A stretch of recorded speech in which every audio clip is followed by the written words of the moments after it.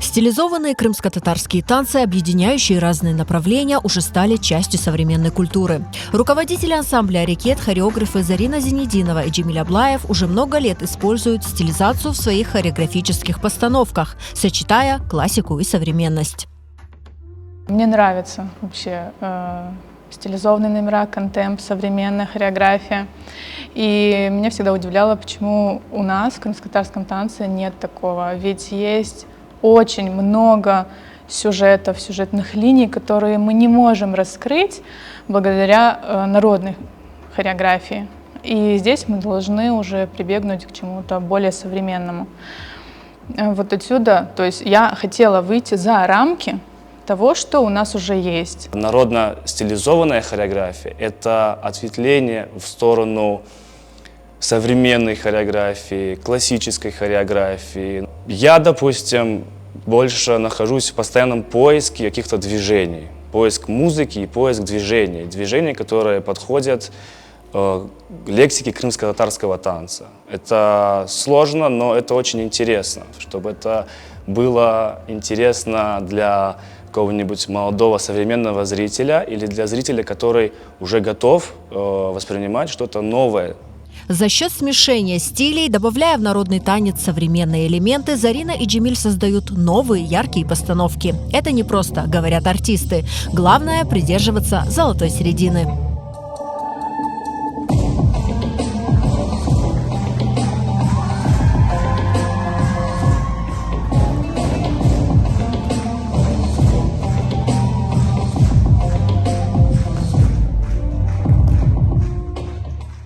Стилизованный крымско-татарский танец – это то, что ты захотел, все, что есть в твоей голове.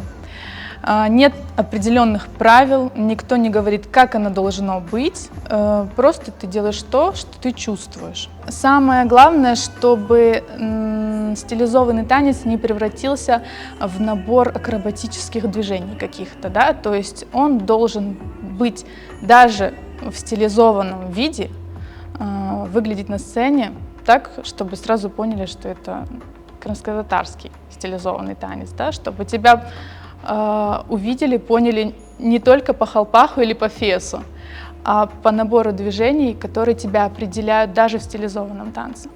У крымско-татарского танца есть определенный характер. Этот характер передает характер самого народа. И обязательно нужно учитывать характер мужчины и характер девушки, когда сочиняешь стилизованный номер. На стилизованные постановки хореографов вдохновляют новые работы крымско-татарских музыкантов. Откуда идет вот этот интерес к стилизованному танцу? Ведь музыканты наши очень давно делают классную музыку, новую, джаз добавляют. Это все так классно звучит, что хочется сделать что-то новое, что-то классное. Сегодня многие хореографы не берутся за стилизации, опасаясь критики. Но наши герои уверены, нужно не бояться и идти в ногу со временем, соблюдая при этом все каноны и правила. Мир не стоит на месте, все развиваются, каноны остаются. Просто мы хотим сказать, что можно танцевать немножечко и по-другому, можно и так. Я считаю, что наш танец готов развиваться параллельно с остальным миром. Если посмотреть на танцы других народов,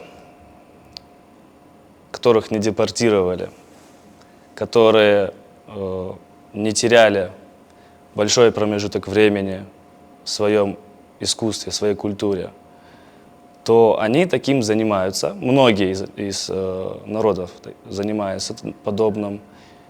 Многие занимаются довольно успешно. Много кто еще боится этого сделать. Я думаю, что не нужно бояться, нужно пробовать. Мы все открыты к критике, мы все между собой общаемся, коллеги. Всегда можно услышать конструктивную критику к твоей работе. И это будет тебе помогать в дальнейшем. Я думаю, что не нужно бояться, потому что когда я начинала, я получала всякую реакцию. И критику получала, и кому-то нравилось это изначально.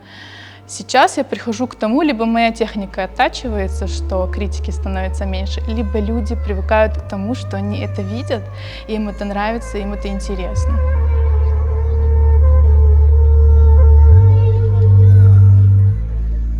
Стилизованные крымско-татарские танцы – это толчок для развития хореографической культуры, считают Зарина и Джемиль. Но основа, фольклор – это то, к чему нужно относиться бережно. Мы четко разделяем стилизованный танец и фольклорный танец. Фольклор – это как фундамент, как темель, да? Это остается нетронутым. Есть вещи, которые нельзя трогать. Слушать можно, а танцевать лучше, конечно, в народном стиле эти танцы. Законы есть, законы в твоей голове, то есть это образ женщины и мужчины в крымско-татарском танце, как в движениях, как в манере подачи себя на сцене, так и в костюме. Здесь мы уже себя тормозим, потому что это в нас внутри есть то, что мы несем от народного танца. Да, и мы как бы себя в какие-то рамки все равно ставим. Мы не позволяем себе в народных танцах, те, которые уже, да, есть нашей базой, мы не позволяем себе добавлять туда что-то от себя. Вообще ничего. Ни в каких движениях, ни в костюмах.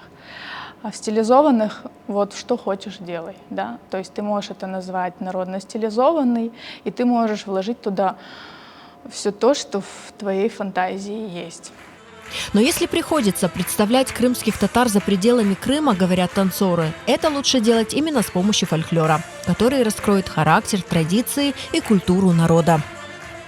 Если весь мир знал бы, кто такие крымские татары, и прекрасно бы знал все наши танцы, тогда имело бы место показать какой-нибудь стилизованный номер. Но этот стилизованный номер должен быть на высоком уровне, потому что стилизация – это сложно в исполнении, это сложно в сочинении и очень сложно в исполнении.